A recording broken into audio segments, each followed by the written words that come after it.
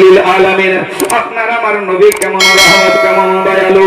ও বাপজি ভাইরা মায়েরা গো, বিশ্ব নবী একা মুস্তাফার সঙ্গে যেন সাহাবা সঙ্গে রয়েছে। ইহুদির বাড়ি যেন উপস্থিত হয়ে গেল, ইহুদির দ্বারে যেন উপস্থিত হয়ে গেল। ইহুদির দ্বারে উপস্থিত হয়ে যাওয়ার পর আমার নবী ইহুদির দরজাতে যেন শিকলি নড়া দিল। শিকলি নড়া দেওয়ার পরে ইহুদি যেন দরজাটাকে খুলে দিল। আর দরজাটা খুলে দেওয়ার পর নবীকে ইহুদি জিজ্ঞাসা করে, কি খবর, কি ব্যাপার?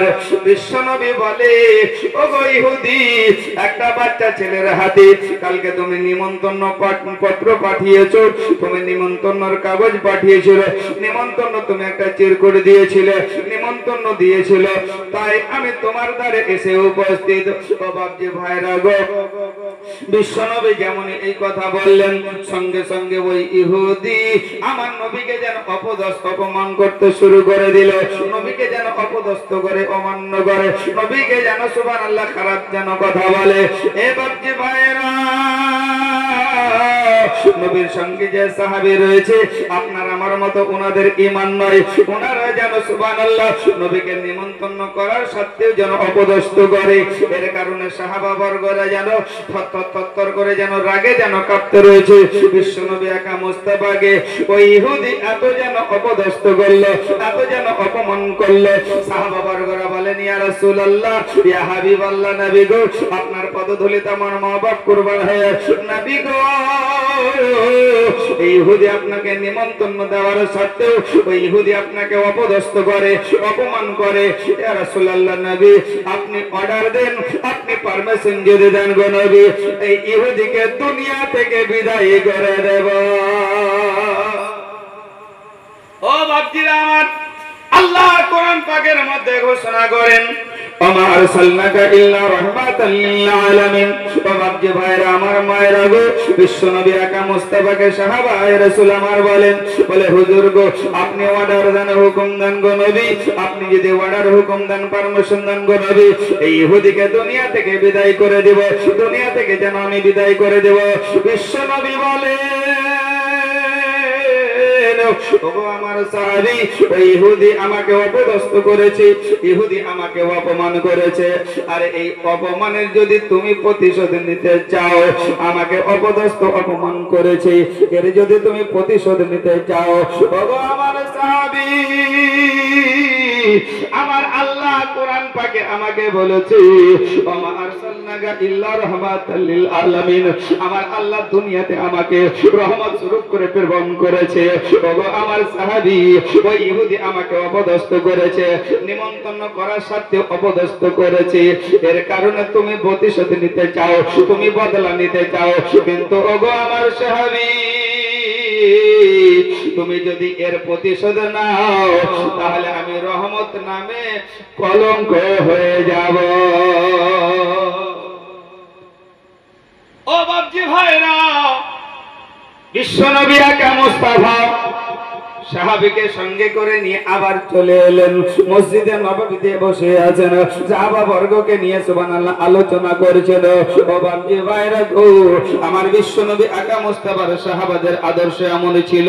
ও মুআজ্জাজ বিরাদারান ইসলাম, আপনি আমি কোনো ভালো জায়গায় যদি বসে থাকি, কোরআন হাদিস আলোচনা করার জায়গায় যদি বসে থাকি, আপনি আমি মসজিদে যদি বসে থাকি, ও বাপজিরা, আপনারা আমার যদি একটু সময় অতিক্রম হয়ে যায়, বেশি যদি হয়, আপনাকে আমাকে বিরক্ত বোধ হয়, আপনাকে আমাকে বিরক্ত লাগে, আপনি আমি উঠে চলে আসি, আপনি আমি মাহফিল থেকে উঠে যাই। কিন্তু বিরাদারান ইসলাম, বিশ্বনবী একা মুস্তাফার সাহাবা বর্গরা যতক্ষণ পর্যন্ত নবীর দরবারে বসে থাকতেন, নবীর কাছে বসে থাকতেন, সাহাবা বর্গরা বলেন, হুজুর গো, যতক্ষণ পর্যন্ত আপনার দরবারে বসে থাকি, ততক্ষণ পর্যন্ত আমাদের মনে শান্তি থাকে। একজন সাহাবী নবীর দরবারে বসে আছেন, অনেকক্ষণ বসে থাকা হলো, তো নবী আমার ওই সাহাবীকে বলছেন, ওই আমার সাহাবা, যাও বাড়ি চলে যাও, বাড়ি যাও।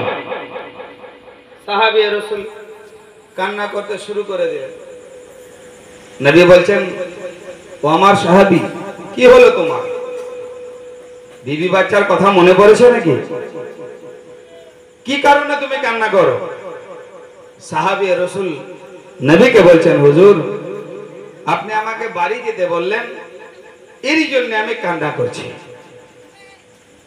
বিশ্বনবী আকা মুস্তাফা জিজ্ঞাসা করেন, যে গো আমার সাহাবী, তোমাকে বাড়ি যেতে বললাম, অনেকক্ষণ হলো তোমার আশা, তোমাকে বাড়ি যেতে বললাম, তারই জন্য তুমি কান্না করছো কেন, কিসের জন্য? যাও একবার বাড়ি যাও, অনেকক্ষণ তো হলো তোমার আশা। নবীকে উত্তরে বলেন, ইয়া রাসূলুল্লাহ, বিবি বাচ্চার কথা আমার মনে পড়েনি, তাদের জন্য আমি কান্না করি না, মা বাবার কথা মনে পড়েনি। বিশ্বনবী জিজ্ঞাসা করে, আমার সাহাবী কিসের জন্য কান্না করো? ইয়া রাসূলুল্লাহ, ইয়া হাবিবাল্লাহ, নবী গো আপনি আমাকে বাড়ি যেতে বললেন গো নবী, আপনার দরবারে বসে আছি গো নবী, আপনি আমাকে বাড়ি যেতে বললেন, এই বাড়ি যাওয়ার জন্য, বাড়ি যেতে বলার জন্য আমি যেন কান্না করছি। নবী বলে, কিসের জন্য কান্না করো? সাহাবী উত্তরে বলেন, নবী গো আপনি আমাকে বাড়ি যেতে বললেন, আপনার দরবার থেকে বাড়ি চলে যাব, আপনার কাছ থেকে আমি বাড়ি চলে যাব গো নবী, কিন্তু নবী গো আমি যতক্ষণ আপনার নিকটে বসে থাকি ততক্ষণ আমার মনে যেন শান্তি থাকে। আপনার দরবার থেকে যেমনই আবার হয়ে যায়, আবার মনটা আমার চঞ্চল হয়ে যায়। জোরে বলেন সুবহানাল্লাহ। এই মুআজ্জাজ বিরাদারান ইসলাম, বিশ্বনবী আকা মুস্তাফার সাহাবাদের এই রকম আদর্শ ছিল। এই মুআজ্জাজ বিরাদার, যাই হোক বলতেছিলাম এটাই, নবী পাক সাল্লাল্লাহু আলাইহি ওয়াসাল্লামের সুবহানাল্লাহ কাছে মসজিদে নববীতে সুবহানাল্লাহ সাহাবাদেরকে বসে আমার নবী কোরআন হাদিসের আলোচনা করছেন, কিন্তু আবার ওই ইহুদি, দেখবেন মনে রাখবেন, প্রথম দিন হলো, দ্বিতীয় দিন ওই ইহুদি আবার ওই বাচ্চাটার হাতে কাগজের টুকরাতে নিমন্ত্রণ পত্র লিখলো। বাপজি, আপনার আমার মতো মানুষকে বুঝতে আছেন, উদাহরণস্বরূপ বুঝতে আছেন, আমার মতো মৌলভীকে বুঝতে আছেন, এখানে নিমন্ত্রণ করেছে, কোন জিনিসে যদি অসন্তুষ্ট মানে আমি হয়, পরবর্তীতে নিমন্ত্রণ করতে গেলে আসবেন, আসবেন। কেউ যদি আপনাকে নিমন্ত্রণ দেয়, প্রথমে কোনো ভোজের, বুঝলেন, কোনো দাওয়াতের, তারপরে যদি সম্মান না করে, খাতির তাওয়াজ্জুহ না করে, আপনাকে যদি ভালো মানে মন্দ কথা যদি শোনায়, তাহলে তারপরের দিন যদি ওই ব্যক্তিটা আপনার বাড়ি নিমন্ত্রণ করতে যায়, যদিও এবার ও আপনাকে বিরিয়ানি খায়, তাও আপনি দাওয়াত দিবেন না, দিবেন কি? হ্যাঁ, বলে না প্রথম দিন দাওয়াত দিয়ে তুই ঠকালছি, অপমান করেছি, জীবনে জিন্দেগানিতে তোর আর বাড়ি যাব না। এ আপনার আমার হিসাব নাকি? আল্লাহর নবী আকা মুস্তাফা মসজিদে নববীতে বসে আছেন, পুনরায় আবার ওই বাচ্চাটা কাগজের টুকরা নিয়ে গিয়ে নবীর হাতে দিয়ে দিল। আর নবীর হাতে দিয়ে দেওয়ার পরে আমার নবী পাক সাল্লাল্লাহু আলাইহি ওয়াসাল্লাম আমার কাগজের টুকরাটাকে খুললেন। খোলার পরে যেন দেখতে পেলেন আবার ওই সাহাবী, আবার ওই ইহুদি আমার নবীকে যেন সুবহানাল্লাহ নিমন্ত্রণ দিয়েছে। আমার বিশ্ব নবী ওই ইহুদির নিমন্ত্রণ যেন কবুল করে নিলেন। ও বাপজি ভাইরা, দ্বিতীয় দিন আমার নবী সাহাবীকে সঙ্গে নিয়ে ওই ইহুদির দ্বারে যেন চলে গেলেন। ইহুদির দ্বারে যেন যাওয়ার পরে দরজাতে যেন সাড়া দিলেন, আর সাড়া দেওয়ার পর দরজাটা ইহুদি যেন খুলে দিল। যেমনই খুলে দেওয়া, রে বাবা সুবহানাল্লাহ, ইহুদি যেন বেরিয়েছে। আমার বিশ্ব নবী আকা মুস্তাফাকে জিজ্ঞাসা করে, কি ব্যাপার, কি কারণ, কি ব্যাপার? নবী আমার বলে, ও গো ইহুদি, তুমি আবার ওই বাচ্চা ছেলের হাতে নিমন্ত্রণ পত্র দিয়ে পাঠিয়েছো, তুমি আমাকে নিমন্ত্রণ করেছো, এর জন্য তোমার দ্বারে এসে উপস্থিত হয়েছি। ও বাপজি ভাইরা, মায়েরা গো, আমার নবী যেমন এই কথাটি নিজের পবিত্র জবানে বললেন, সঙ্গে সঙ্গে ওই ইহুদি প্রথম দিনের মতো আবার আমার নবীকে অপদস্থ করতে শুরু করলো, আবার আমার নবীকে অপমান করতে শুরু করলো। ও মুআজ্জাজ বিরাদার, নবীকে অপদস্থ করে, অপমান করে সাহাবী নবীর সঙ্গে যেন দাঁড়িয়ে রয়েছে। আমার সাহাবী রাসূল আমার নবীকে বলেন, ইয়া রাসূলুল্লাহ, নবী গো, এই ইহুদি আপনাকে নিমন্ত্রণ করার পর ওই ইহুদি আপনাকে যেন অপদস্থ করে, আপনাকে অপমান করে। ইয়া রাসূলুল্লাহ, নবী সহ্য করতে পারছে না গো নবী, আপনি অনুমতি, পারমিশন দেন গো নবী, এই ইহুদিকে দুনিয়া থেকে হটিয়ে দেব, এই ইহুদিকে আমি মার্ডার করে দেব, ইহুদিকে আমি দুনিয়ার বুক থেকে সরিয়ে দেব। নবী আমার বললে, ওগো আমার সাহাবী,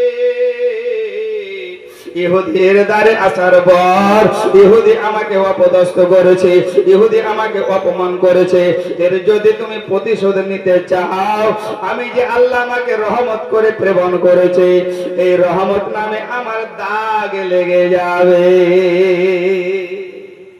আল্লাহ কোরআন পাকের মধ্যে ঘোষণা করেন, ওয়া মা আরসালনাকা ইল্লা রাহমাতাল লিল আলামিন। আমার আল্লাহ বলে, নবী গো, আমি তোমাকে দুনিয়ার বুকে প্রেরণ করেছি সমগ্র সৃষ্টির জন্য রহমত স্বরূপ করে। জোরে বলেন সুবহানাল্লাহ। বিশ্বনবী আকা মুস্তাফা আমার ওই ইহুদির দ্বার থেকে আবার পুনরায় যেন বাড়ি পুনরায় মসজিদে নববীতে চলে গেলেন। মসজিদে নববীতে চলে যাওয়ার পর আবার সাহাবা বর্গকে নিয়ে যেন বসে আছেন। হাদিসে পাকের মধ্যে আমার নবী বললেন, ও আমার উম্মত উম্মতিরা, আমি এবং আমার সাহাবারা যে রাস্তায় যেভাবে চলেছে তোমরা সেইভাবে চলার চেষ্টা করো। জোরে বলেন সুবহানাল্লাহ। কাল দেখবেন সুবহানাল্লাহ, কাল জশ্নে ঈদ মিলাদুন নবীর মানে আপনার জুলুস আছে, যাকে সাধারণ ভাষায় বলে মিছিল, নাকি? কিন্তু কত বুদ্ধিমানকে দেখবেন যে এই জুলুসে বা মিছিলে দেখবেন এরকম বড় বড় ডিজে বক্স নিয়ে বার হয়, হয় না? হয় না? আরে সুবহানাল্লাহ, এ ভর্তিরা আমার সুবহানাল্লাহ। কিন্তু এই জুলুসে ডিজে বক্স নিয়ে যাওয়া যাবে না। আর এখনকার তো বুঝেন ডিজে মানে কঠিন ব্যাপার। আর এখন মুসলমানের ঘরে মানে হারাম বলে কোনো জিনিস নাই, সবই হালাল, নাকি? হ্যাঁ, চুরি চামারি ধাপ্পাবাজি চিটিংই যত রকম বুঝতে আছেন, হ্যাঁ, সব জায়েজ মনে করে মুসলমান। সবাই নাই কিন্তু বেশিরভাগ, নাকি বলছেন? হ্যাঁ, এই ব্রাদার ইসলাম, আমরা জালসা শুনি ঘুরি ঘুরি, অনেক জালসা মিলাদ শুনি, কিন্তু আমল করি খুব কম, নাকি বলছেন? করি কি? হ্যাঁ, সিন্নি নিয়ে বার হয়ে যাওয়ার পরে একটা কথাই বলি, আরে মৌলবীরা বা বলবে, নাকি বলছেন? মৌলবীরা বা বলবে। কিন্তু বাপজিরা আমার, এই জালসা মিলাদের ব্যাপারটা হয়েছে এটাই যে আলেম ওলামা বক্তাগণ বলবে, হাদিস কোরআন থেকে বলবে, এই হাদিস কোরআনের কিছু জিনিস শ্রোতারা আমল করবে। যদি কোনো ব্যক্তি আমল করে, আমলে পরিণত করে, এই জালসা আল্লাহ পাকের দরবারে কবুল হয়ে যাবে। জোরে বলে, আল্লাহ দরবারে কবুল হয়ে যাবে। কিন্তু আপনি আমি সুবহানাল্লাহ, হয়তো সুবহানাল্লাহ আপনারা মানে রাগ করবেন, বর্তমান সময়ের জালসার মিলাদ, জালসা করে উপকার হয়েছে শ্রোতাদের কি? শ্রোতাদের হয়েছে পেট পূজা, আর বক্তাদের হয়েছে পকেট পূজা, নাকি বাপ? হ্যাঁ, আপনারা পেট ভরে খাই নাই পালাইন গেলেন, আর আমরা বক্তারা একবারে পকেট উঁচা করে টাকা নিয়ে পালাইন গেলেন। কিন্তু মেন যেটা মূল, যেটা উদ্দেশ্য, যে শোনার পরে আমল, নাকি বলছেন? হ্যাঁ, আপনার আমার ভিতরে আমলটা নেই। শুনি অনেক জালসা মিলাদ, কিন্তু আমল করি না। কিন্তু বাপজিরা শুনে রাখেন, আজ জালসা করার পরে, জালসা শোনার পরে কোন মানুষ, কোন শ্রোতা, চাহে মা বোন হোক, চাহে বাপ ভাই হোক, যদি সুবহানাল্লাহ কোন জিনিসের প্রতি একটা আমল করেন, যদি নিয়ত করে নেন যে আমি জালসা শুনতে গিয়েছিলাম নবী দিবসের, আজ থেকে তওবা করে দিলাম, পৃথিবীর কোনো খারাপ কাজ করব না, আজ থেকে ফজর থেকে আমি সালাত নামাজ স্টার্ট করে দিলাম, আল্লাহ পাক আপনাকে কবুল করে নেবে, জালসা মিলাদকে কবুল করে নেবে। জোরে বলেন, তাহলে ফায়দা হবে। এ মুআজ্জাজ ব্রাদার ইসলাম, মুআজ্জাজ হাজিরিন, আল্লাহ পাকের পবিত্র কালাম কোরআন বলে, ওয়াম আরসালনাকা ইল্লা রাহমাতাল লিল আলামিন। নবী, আমি তোমাকে দুনিয়ার বুকে প্রেরণ করেছি, সারা বিশ্বে রহমত স্বরূপ করে প্রেরণ করেছি। আজ আপনি আমি যে মায়ের গর্ভ থেকে এসেছি, বুঝাছেন? নবী যখন পৃথিবীতে আসেননি, সুবহানাল্লাহ, নবী যখন পৃথিবীতে আমার আল্লাহ নবীকে যখন পাঠাননি, তার পূর্বে এই পৃথিবীর অবস্থা এরকম ছিল যে এই মা বোনেদেরকে সুবহানাল্লাহ হত্যা করে দিত, জীবিত জীবিত জিন্দা মা বোনেদেরকে বালুর মরুভূমিতে নিয়ে গিয়ে তাদেরকে পুঁতে দিত, বুঝতে আছেন, দাফন করে দিত, বালু চাপা দিয়ে মেরে দিত। এমনকি বিশ্বনবী আকা মুস্তাফা একজন সাহাবী বলেন, যেই সাহাবীর নাম হযরতে দাহিয়াতুল কলবি, এই হযরতে দাহিয়াতুল কলবি আমার বলেন যে আমি আমার হাতে ৭২ থেকে ৭৩টা জীবিত মহিলাকে, মেয়েকে মরুভূমিতে আমি পুঁতে দিয়েছি। কয়টা? ৭২ থেকে ৭৩টা মহিলাকে জীবিত জিন্দা বালুর মরুভূমিতে দাফন করে দিয়েছে, দাবা দিয়ে দিয়েছে। এ বাপজিরা, আমার নবী যদি না আসতেন এই মা বোনেদেরও সম্মান থাকতো না, মা বোনেদের সম্মান হতো না। বিশ্বনবী আমার দুনিয়াতে এলেন, আসার পরে দেখলেন জীবিত জিন্দা মহিলাদেরকে হত্যা করে দেওয়া হচ্ছে। যেই মায়ের গর্ভ থেকে মেয়ে সন্তান জন্মগ্রহণ করছে, ওই মেয়ে সন্তানকে হত্যা করে দেওয়া হচ্ছে, মেরে দেওয়া হচ্ছে। নবী আমার শুনতে পেলেন, দেখতে পেলেন, পাওয়ার পর আমার বিশ্বনবী বলে, শোনো, আজ থেকে নারী হত্যা কেউ করবে না। জোরে বলেন, আরো জোরে বলেন। এত সকালে ব্যাটারি চার্জ বসালে হবে না আপনার ঘরে, বুঝতে আছেন? বক্তা বুঝতে আছেন, আছেন, প্রধান অতিথিতেও আছেন। সুবহানাল্লাহ। আপনারা যতই জেগে থাকবেন, বুঝতে পারছেন? হ্যাঁ, সুবহানাল্লাহ। হ্যাঁ, তাহলে বক্তার বক্তব্য ভালো লাগবে। যাই হোক বাপজিরা আমার, সুবহানাল্লাহ, আপনি আমি তো নিয়ত করে এসেছি যে যত কয়টাই বক্তা আছে, সুবহানাল্লাহ, সবারের বক্তব্য শুনবো নাকি? কেউ আবার মনের ভিতরে গাইছে এইটা বুঝে শেষ কেন করেন না, তাড়াতাড়ি সিন্নি নিয়ে বাড়ি যাবো নাকি, বুঝছেন? মেলা রকম হয় বাপ, কিন্তু আমি বলবো ওই রকম নিয়তটা আপনি ভিতরে রাখবেন না, তাহলে নেকি আপনার কিছু হবে না। যদি নিয়ত এটাই করেন, জলসা মিলাদ শুনবো, আমল করব, কিছু নেকি হবে, অবশ্যই আপনার নামায় আমালে, আমল নামাতে আপনার নেকি লিপিবদ্ধ করা হবে। জোরে বলেন সুবহানাল্লাহ। এ বাপজিরা আমার, এ মায়েদের সম্মান আমার কে বাড়ালো? নবী আসার পর। বাপজিরা আমার, সুবহানাল্লাহ, খালি মায়েদেরকে হত্যা করতে আমার নবী নিষেধ করলেন না, আমার নবী এটাও বললেন কি, এই মায়েদের পায়ের তলে সন্তানেদের জান্নাত। জোরে বলেন। এবং এটাও আমার বিশ্বনবী বলেন, শোনো, কোন সন্তান যদি তার অন্তরখানা, দিলখানাকে পরিষ্কার করে তার মায়ের মুখের দিকে তাকায়, তো একটা কবুল হজের সমান নেকি পায়। জোরে বলেন। নবী যেমন এই কথাটি বললেন, তো সাহাবী রাসূল আমার বলছেন, ইয়া রাসূলুল্লাহ, ইয়া হাবিবাল্লাহ, আপনি বলছেন যে একটা ছেলে যদি তার মায়ের মুখের দিকে তাকায়, অন্তরকে পরিষ্কার করে তার মার মুখের দিকে তাকায়, মুখ দেখে, তাহলে একটা কবুল হজের সমান নেকি পায়। ইয়া রাসূলুল্লাহ, কোন ছেলে যদি তার মায়ের দিকে ভালো নিয়তে অন্তর পরিষ্কার করে বারবার তাকায়, তো নবী আমার বললেন এটাই, যতবার তাকাবে ততবার একটা কবুল হজের সমান নেকি পাবে। কিন্তু এখন বর্তমান সময়ে তো মা বাবাটাতে বন্দি হয় না, হয় কি? কখন হয়? সুবহানাল্লাহ, যতদিন বেটার বিহা দেননি ততদিন মার বেটা থাকবে, বুঝতে আছেন? তারপরে যেমন বিহা দিয়ে দিলেন, তখন শাশুড়ির বেটার শ্বশুরের বেটা, নাকি বলছেন? শুনতে একটু কেমন লাগবে কথা, কিন্তু বাস্তব পৃথিবীতে, নাকি বলছেন? তখন মার আর খোঁজ নেবে না, বাপেরও আর কোনো খোঁজ খবর রাখবে না, মারও সেবা করবে না, বাপেরও কোনো সেবা করবে না, মার সুবহানাল্লাহ, মাকে সুবহানাল্লাহ কোনো খাবার দেবে না, কাপড় দেবে না, এবং বাপেরও পায়রবি করবে না। আমি বলতে চাই এটাই বেরাদার, ওই যেই মানুষ, যেই সন্তান, যেই ছেলে মায়ের খিদমত করে না, বাবার খিদমত করে না, সুবহানাল্লাহ, আল্লাহ পাক কোরআন পাকের মধ্যে ঘোষণা করে, ওয়াবিল ওয়ালিদাইনি ইহসান, তোমরা তোমার পিতামাতার প্রতি সৎ ব্যবহার করো, তোমরা তোমার পিতামাতার খিদমত করো। কোন সন্তান যদি পিতামাতার খিদমত না করে, নিজের বাপ মায়ের যদি সুবহানাল্লাহ সেবা না করে, যদি আমার মতো মৌলবি হয়, আর আমার মতো মৌলবি দূরের কথা, খুদ যদি স্বয়ং কাবা ঘরের ইমাম হয়, মক্কার ইমাম হয়, ওই মৌলবীর ইবাদত আল্লাহর দরবারে কবুল হবে না। মা বাবাকে রাজি করতে গেলে, আল্লাহ রাসূলকে রাজি করতে গেলে মা বাবাকেও রাজি রাখতে হবে, কিন্তু মনে কিছু নেবেন না। এখনকার মা বাপও ডিজিটাল, নাকি বলছেন? ডিজিটাল না ডিজিটাল নাই? বেশিরভাগ ঘরে দেখবেন মা বাপ দুটাই বেনামাজি। কি বলছেন? রাগ করবেন না, আর রাগ করলে কোনো যায় আসে না, বুঝতে পারছেন?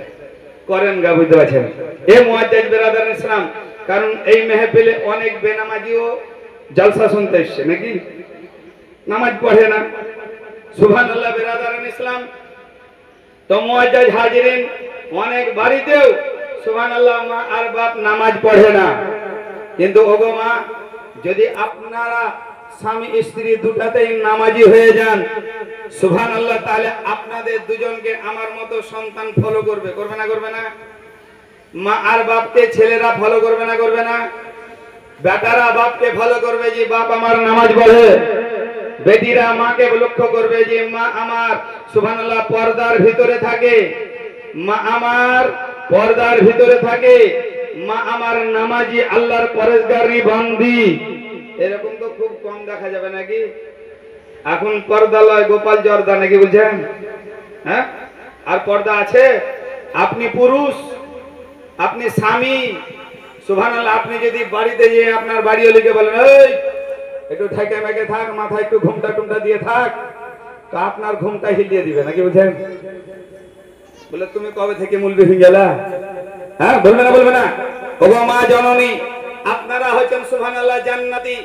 আপনাদের সুবহানাল্লাহ পায়ের তলে আমার মতো মৌলবীর জান্নাত, আপনার পায়ের তলে হাফেজের জান্নাত। আপনার গর্ভ থেকে হাফেজের জন্ম, আপনার গর্ভ থেকে মাওলানাদের জন্ম, আপনার গর্ভ থেকে সুবহানাল্লাহ কারীর জন্ম, আপনার গর্ভ থেকে মাস্টারের জন্ম, আপনার গর্ভ থেকে আল্লাহর ওলিদের জন্ম, আপনার গর্ভ থেকে আল্লাহর নবীদের জন্ম। জোরে বলেন। কিন্তু বাপজিরা আমার, মা যেমন হবে ছা তেমন হবে, নাকি বুঝেন? তারই জন্য বলা হয় মা গুনে বেটি আর আটা গুনে রুটি, নাকি? নাকি ওই তো বলে। আর একটা হয়তো জানেননি বা শুনেছেন হয়তো, বলে মা গুনে বেটি আর আটা গুনে রুটি। আর একটা হয়তো জানা নাই, শুনেলেন, বলছে গম গুনে আটা আর বাপ গুনে বেটা, নাকি বুঝছেন? হ্যাঁ, বাপ যেমন হবে বেটা। মাদেরকে বলবো জোরহাত করে যে মা আপনারা পরিবর্তন হয়ে যান, কারণ বাপ দেখেন সকাল হয়ে গেলে মজদুরিতে বার হয়ে যায়। কি বলছেন? তার একটা চিন্তা ধারণা এটাই থাকে, রাত্রিবেলায় এশার নামাজ পড়ে খাওয়া দাওয়ার পর যখন আপনার সুবহানাল্লাহ বালিশে সুবহানাল্লাহ মাথাটা রাখে, ওই সময় ওই চিন্তা করে কাল অমুকের আমাকে মুনিশ যেতে হবে, নাকি? যদি না যাই আমার বিবি বাচ্চা আহার পাবে না, খাবার পাবে না। ওগো পুরুষেরা শোনেন, এইরকম ভাবে মজদুরি করে আপনার সুবহানাল্লাহ টাকা পয়সা ইনকাম করে এনে বিবি বাচ্চার মুখে অন্ন বা আহার দেওয়া, কিতাব বলে এটাও একটা ইবাদতের মধ্যে গণ্য হয়। করে বলেন। এ বাপজিরা, আমার উদ্দেশ্য একটাই বলার, যে মা আর বাপ যদি ভালো হন, ছেলে অবশ্যই ভালো হবে। আপনারা যদি বেনামাজি হন, নামাজের প্রতি তাগিদ না থাকে, ধর্মের কোনো টান না থাকে, ইসলামিক কোনো জ্ঞান না থাকে, ইসলামিক বাড়িতে যদি চর্চা না থাকে, আপনার সন্তানকে আপনি চর্চাতে আনতে পারবেন না, আপনার সন্তানকে আপনি নামাজি বানাতে পারবেন না। এই বিরাদারান ইসলাম, মুআজ্জাজ হাজিরিন, কিন্তু এখনকার বাপেরাও বদ, নাকি বলছেন? এখনকার অনেক বাপেরাও বদ। এরা সুবহানাল্লাহ বুঝতেছেন, এমন বাপ আছে, বুঝতে আছেন? আমি প্রথমে বললাম যে মায়েদের পায়ের তলে সন্তানেদের জান্নাত, নাকি বলছেন? আর সুবহানাল্লাহ মায়েদের, বিবাহিতা মায়েদের জান্নাত হচ্ছে স্বামীর পায়ের তলে। জোরে বলেন, আর একটু জোরে বলেন। কাল আবার সকাল থেকে উঠে আবার বলিয়েন না, খুব মানে হিম্মত দেখায় না যে দেখ দামান পাড়ার মৌলভী সাহেব কি বললে শুনতে পাসনি, জালসা শুনতে যাসনি, যে আমাদের পায়ের তলে তোদের জান্নাত। হ্যাঁ, বেশি বাড়াবাড়ি করিস না, না তো জান্নাত বাদ দিয়ে দিব, নাকি? হ্যাঁ, এ বাপজিরা আমার শুনেন, ও মা জননীরা, সুবহানাল্লাহ, মহান আল্লাহ রাব্বুল আলামিন পাক পরওয়ারদিগারে আরাম আমার বিশ্বনবী আকা মুস্তাফাকে দুনিয়ার বুকে প্রেরণ না করলে এইরকম সৌন্দর্য মজলিস আপনি আমি পেতাম না। এই মুআজ্জাজ বিরাদার বলতেছিলাম এটাই, যে প্রত্যেকটা বিবাহিতা মহিলার জান্নাত হতে স্বামীর পায়ের তলে। কিন্তু ওগো স্বামী, আপনাকে স্বামী হয়ে থাকতে হবে, আসামি হইলে হবে না, নাকি? একাদ স্বামী যে খুব বদ। অনেক স্বামী আছে এশার নামাজ পড়ে মাথায় টুপি লাগায় আছে, বাড়ি ঢুকলো বুঝতে আছেন, ঢোকা মাত্রই বিবি বলে তার সন্তানে দেখে মেয়েদে, এই অমুক ফুলটুসি জলি পলি তোর বাপ চলে এসছে, তাড়াতাড়ি খাবার দে, শুবে, নাকি বুঝছেন? আর অনেক বাপ আবার ওই টাইমে বুঝতে আছেন বাড়ি ঢুকে তো বাড়ির মেন গেটে আবার 2-3 আছাড় খায়, নাকি বুঝছেন? খায় না এরকম পুরুষ আছে না নাই? তো ওই পুরুষের ওই স্বামীর কি সেবা ওই স্ত্রী করবে যে গেটের ভিতরে 2-3 আছাড় খেলে? আর আছাড় খাওয়া দেখে, গেটে পড়া দেখে আর বিবি আরো বলবে, যা ভালো করে হুড়কাটা দরজাটা লাগিয়ে দিও, বাহিরেই থাক, বলবে না? বলবে না? তার জন্য ওগো স্বামী, আপনারা আসামি হয়েন না, স্বামী স্বামীর মতো হয়ে থাকেন। অবশ্যই আপনাদের বিবি আপনাদের সেবা করবে, আপনাদের কথা মোতাবেক চলবে। ওগো মা, আমি আমার কথা বলি না, কেতাবের কথা বলি। কোন মা যদি নিজের স্বামীর কথা না শোনেন, নিজের স্বামীর কথা মোতাবেক যদি না চলেন, ইবাদত বন্দেগী তসবিহ তাহলিল জিকির আজকার, এমনকি কেতাব বলে ওই মা যদি তাহাজ্জুদের নামাজ পড়ে, ওই মায়ের তাহাজ্জুদের নামাজ আল্লাহর দরবারে কবুল হবে, বুঝতে পারছেন? কিন্তু আমি আগে আপনাদেরকে বললাম, স্বামী দেখে পুরুষে দেখে স্বামী স্বামীর মতো হয়ে থাকবেন, আসামি হয়েন না। এ বাপজির আমার, মহব্বতের সহিত দরুদ পড়েন। আগে বাড়বো, আল্লাহুম্মা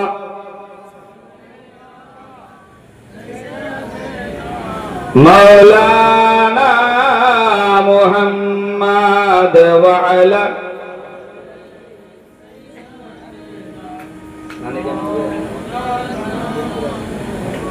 সাল্লাল্লাহু আলা মুহাম্মাদ।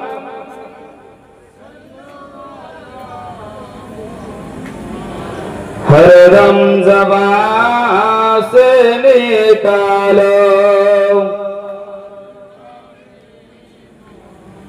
हरदम ज़बान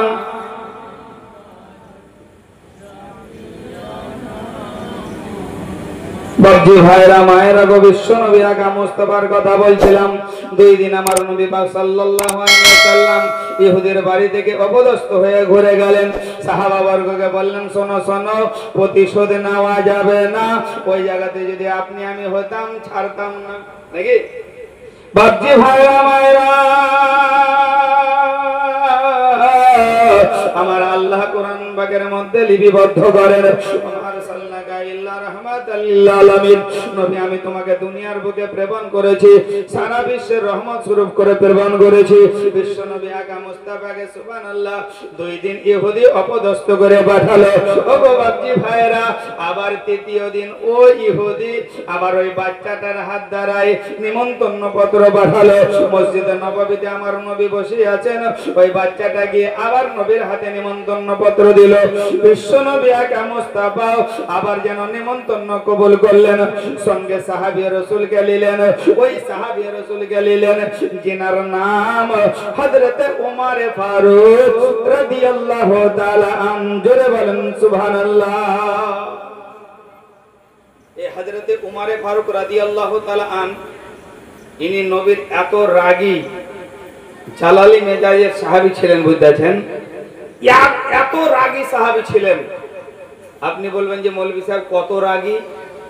দেখেন, আজকে সূর্য আকাশে কিন্তু সূর্যের তাপ ছিল, অনেক রোদ ছিল, ছিল না? বৈকাল বেলাতে বৃষ্টি হলো, নাকি? হ্যাঁ, তো বাপজিরা আমার, এই সূর্যের দিকে যদি আপনি আমি তাকাতে পারবো না, পারবো কি? যদি তাকাতে যাই চোখ থেকে পানি বার হয়ে যাবে, হবে না? হবে না?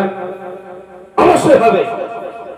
কিতাবের মধ্যে লেখা আছে বাবা, আল্লাহর নবী বিশ্ব নবী আকা মুস্তাফার সাহাবী ওমর ফারুক রাদিয়াল্লাহু তাআলা আনহু, আমার নবীর এমন সাহাবী ছিলেন গো, এই হযরত ওমর ফারুক রাদিয়াল্লাহু তাআলা আনহু, আকাশের সূর্য সুবহানাল্লাহ, এই সূর্যের দিকে যদি একবার চোখটাকে রাঙিয়ে যদি তাকাতো, হযরত ওমর ফারুকের চোখ দেখে সূর্য যেন লুকিয়ে যেত। এমন কি বলা বলা হয়েছে যেই জায়গাতে ভূমিকম্প হতো ভূমিকম্প বাপজিরা আমার সুবহানাল্লাহ ওই জায়গাতে হযরতে উমর ফারুক রাদিয়াল্লাহু তাআলা নিজের পায়ের বাড়ি একবার যদি জমিনে দিতেন ওই জায়গার ভূমিকম্প বন্ধ হয়ে যেত। হযরতে উমর ফারুক রাদিয়াল্লাহু তাআলা আনকে নবী সুবহানাল্লাহ সঙ্গে নিয়ে নবীর সঙ্গে সাহাবী রয়েছেন। আবার ওই ইহুদির দ্বারে গেলেন, ইহুদির দরজায় গেলেন, দরজাতে যেন সাড়া দিলেন। সাড়া দেওয়ার পর বিশ্বনবী আকা মুস্তাফা সুবহানাল্লাহ সুবহানাল্লাহ যেমনই সাড়া দিলেন ইহুদি দরজাটাকে খুলে দিল। খুলে দেওয়ার পরে বলা হয় কি হলো? বিশ্বনবী আমার বলেন ওগো ইহুদি একবার দুইবার নয় আজ নিয়ে 3 দিন থেকে তুমি নিমন্ত্রণ দিছো, আজকেও তুমি নিমন্ত্রণ দিয়েছো। বিশ্বনবী আল্লাহর নবী যেমনই সুবহানাল্লাহ বললেন আবার ইহুদি ওই রকম ভাবে যেন অপদস্থ করতে শুরু করলো, অপমান করতে যেন শুরু করলো। বাপজিরা আমার নবীর সাহাবী আছেন রাগী সাহাবী, অতি জালালি মেজাজের সাহাবী হযরত উমর ফারুক রাদিয়াল্লাহু তাআলা আমার নবীর অপদস্থ দেখতে পারেন না, নবীকে অপদস্থ অপমান করা দেখতে পারে না। হযরত উমর ফারুক রাদিয়াল্লাহু তাআলা রাগে রাগান্বিত হয়ে যেন থরথর করে যেন কাঁপতে আছে আর বলতে আছে ইয়া রাসূলুল্লাহ ইয়া হাবিবাল্লাহ নবী গো আপনার পদধূলি দাও মা বাপ কুরবান হয়ে যাক। নবী গো ইহুদি আপনাকে নিমন্ত্রণ করার পরেও আপনাকে অপদস্থ করে গো নবী, আপনি বলুন আপনি যদি পারমিশন দেন গো নবী, আপনি যদি হুকুম দেন গো নবী আমার এই তরবারির দ্বারায় তার বডি থেকে মাথাটা আলাদা করে দেব। হযরতে উমর ফারুক রাদিয়াল্লাহু তাআলা আমার যেমন এই কথা বললেন রে বাবা, বিশ্বনবী আকা মুস্তাফা যেন বলেন ওমর এই ইহুদি আমাকে নিমন্ত্রণ করার পর অপদস্থ করে অপমান করে, এরই তুমি প্রতিশোধ নিতে চাও, এর তুমি বদলা নিতে চাও। ভগবান আমার আল্লাহ কোরআন পাকে যেন লিখেছে ওমা আরসালনাকা ইল্লা রাহমাতাল লিল আলামিন, আমার আল্লাহ আমাকে দুনিয়ার বুকে রহমত স্বরূপ করে প্রেরণ করেছে, আমার আল্লাহ দুনিয়ার বুকে রহমত স্বরূপ করে আমাকে প্রেরণ করেছে।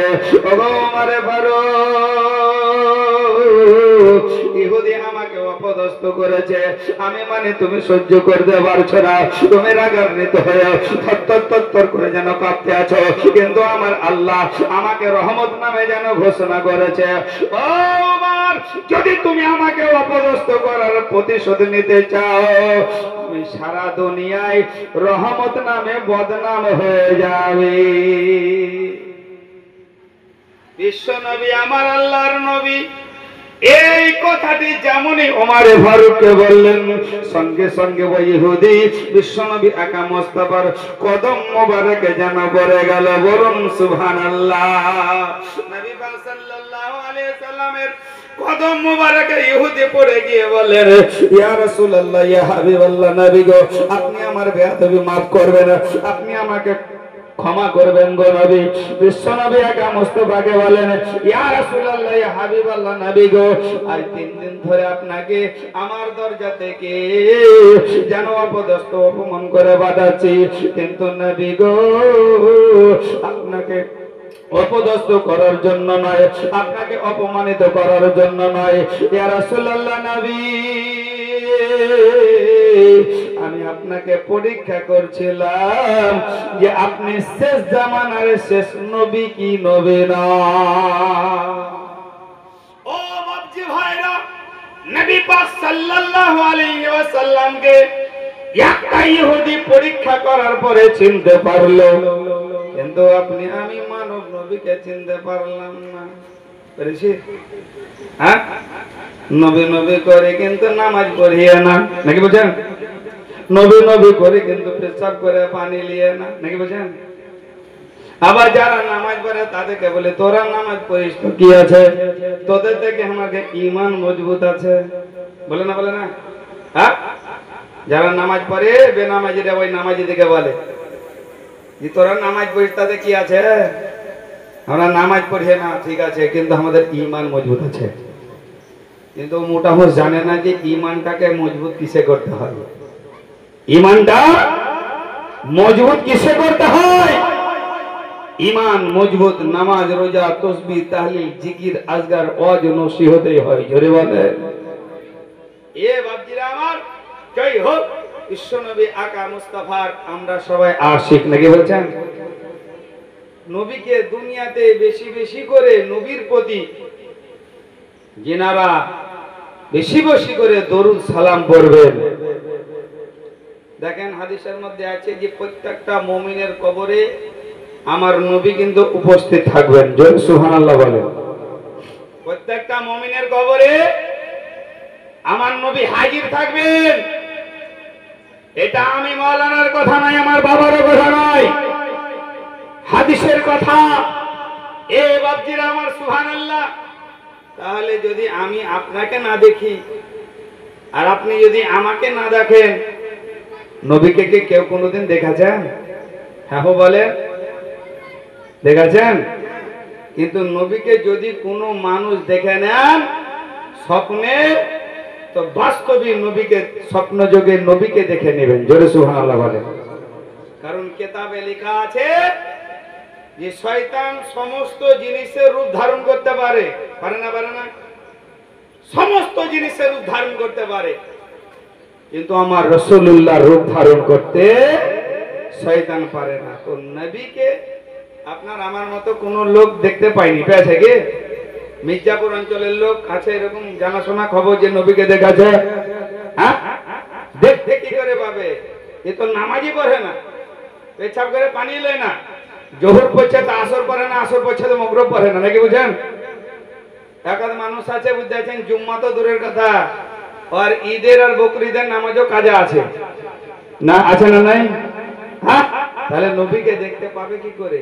ও বাপজিরা আমার, নবীকে এমনি দেখা যাবে না, নবীর প্রতি এমনি দেখা যাবে না। নবীর প্রতি বেশি বেশি করে ইশক মহব্বত ভালোবাসা প্রেম করতে হবে, নবীর প্রতি দরুদ সালাম করতে হবে। ভাই আপনার নবী পাক সাল্লাল্লাহু আলাইহি সাল্লামকে আপনি দেখতে পাবেন। এ মুআজ্জাজ বিরাদার ইসলাম, নবীর এক কথায় আশিক হতে হবে। ভাই আপনার নবীকে আপনি স্বপ্ন যোগে দেখতে পাবেন। তাকবীর লাগান, নারে তাকবীর, নারে তাকবীর, নারে রিসালাত, নারে রিসালাত। মাসলাকে আলা হযরত উলামা আহলে সুন্নাত হযরতুল আল্লামা মাওলানা নিজামউদ্দিন রিজভী সাহেব, নারে তাকবীর, নারে রিসালাত। ও বাপজিরা দরুদ পড়েন, আল্লাহুম্মা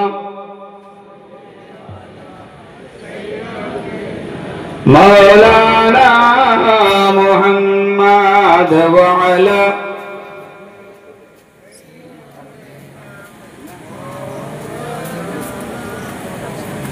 सल्लो अला मुहम्मदीन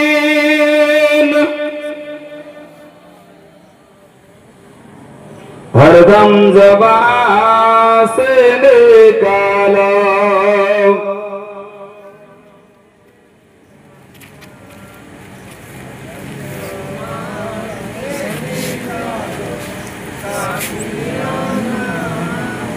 সুবহানাল্লাহ। আপনাদের অবস্থা দেখে মনে হচ্ছে যে এখনই সিনে নিয়েছি কেমন কইতে হয়। কেউ কেউ বলছেন ভালোই হয় নাকি? এত সকালে আপনাদের আওয়াজ বসে গেলে হবে? হ্যাঁ, যদি কিছু শুনতে চান আর বলাতে চাহেন তাহলে আপনাদেরকে বলতে হবে, বুঝেছেন? আপনারা যদি না বলেন তাহলে ইনিও বলবেন না, বুঝেছেন? তা আপনারা ইনাকে যদি বলিয়ে নেবেন, শুনতে চাইবেন, বুঝেছেন? তা আপনারাও মাঝে মধ্যে সুবহানাল্লাহ আলহামদুলিল্লাহ বলবেন। যাই হোক বাপজিরা আমার, মহান আল্লাহর পবিত্র কালাম কোরআন, এই কোরআনে পাক থেকে আয়াতে কারিমা তেলাওয়াত করেছিলাম। ওয়া মা আরসালনাকা ইল্লা রাহমাতাল লিল আলামিন। নবী, আমি তোমাকে দুনিয়ার বুকে প্রেরণ করেছি, সারা বিশ্বের রহমত স্বরূপ করে প্রেরণ করেছি। বাপজি হয়তো বলবেন কিন্তু বহু জায়গায় অনেক জায়গায় মিলাদ জালসা করে বেড়াচ্ছে, বুঝতে পারছেন, কিন্তু পরিবর্তন খুব কমই দেখতে পেয়েছি, বুঝতে পারছেন? খালি গিরগিটির মতন খালি আমরা মাথায় হিলেছে, বুঝতে পারছেন? হ্যাঁ, বুঝছি সব আর মাথায় হিলেছে, বুঝতে পারছেন? দেখবেন বাড়ির ভিতরে টিকটিকি থাকে, টিকটিকি যদি আপনি মিথ্যা কথা বলেন তাও ঠিক ঠিক, আর সত্য কথা বললেও ঠিক ঠিক, নাকি? কিন্তু মা বোনেরা বাবাকে খুব বিশ্বাস করে, কোন রকম বুদ্ধি আছেন, আরো যদি উল্টা পাল্টা কথা বলে, আরো যদি একবার ঠিক ঠিক করে দেয় তবে সত্যি সত্যি এরা বলবে, বুঝতে আছেন? এদের সুবহানাল্লাহ, কারণ এদের দিলটা খুব নরম, বুঝতে আছেন? যদি সাপ খালারা আসে, বুঝতে আছেন, কোন যদি বাঁঝা মহিলা থাকে, বুঝতে আছেন, সন্তানাদি হয় না, আর সাপুরা যদি বলে কি আমার কাছে বাচ্চা হওয়া তাবিজ আছে, ঘরে যদি মানে খুঁজে দেখে যে টাকা নেই তো ভাতে চাল দিও তাবিজ নেবে, তাই না? তাই না? এদের দিলটা খুব নরম, বুঝতে আছেন? এ মা বোনেরা সুবহানাল্লাহ, তারই জন্য আপনাদের সম্মান এবং আপনাদের পায়ের তলে সুবহানাল্লাহ সন্তানেদের জান্নাত। জননী মা, জোরহাত করে বলবো, কোন মা যদি সুবহানাল্লাহ 5 ওয়াক্তের নামাজ পড়েন, স্বামীর সেবা করেন, রমজান মাসে রোজা রাখেন, নিজের শরীরটাকে ঢেকে রাখেন, ওই মা ইন্তেকাল করা যাবে, ওই মা ইন্তেকাল করবে, তো ওই মায়ের জন্য আমার আল্লাহ 8খানা জান্নাতের দরজা খুলে দেবে। জোরে বলেন সুবহানাল্লাহ। যাই হোক ভাইরা আমার, বক্তা উপস্থিত হয়ে গেছে, বক্তাকে বসিয়ে রেখে বক্তব্য দেওয়াটা ঠিক হবে না। যাই হোক, মহান আল্লাহর পবিত্র কালাম কোরআন, এই কোরআনে পাক থেকে আয়াতে কারিমা তেলাওয়াত করেছিলাম, ওয়া মা আরসালনাকা ইল্লা রাহমাতাল লিল আলামিন। আমার আল্লাহ আমার নবীকে দুনিয়াতে রহমত স্বরূপ করে প্রেরণ করেছে, সেই রহমতি নবীর আপনি আমি উম্মত নাকি? দুনিয়াতে যতদিন বেঁচে থাকবেন নবীকে সাহাবা বর্গকে ফলো করে চলবেন, ইনশাআল্লাহ দুনিয়াতেও আপনার আমার ভালো হবে, আখিরাতেও ভালো হবে। বলা ও ভাষার মধ্যে যদি হয়ে থাকে ভুল ত্রুটি ক্ষমা প্রার্থী। ওয়া মা আলাইনা ইল্লাল বালাগ। আসসালামু আলাইকুম ওয়া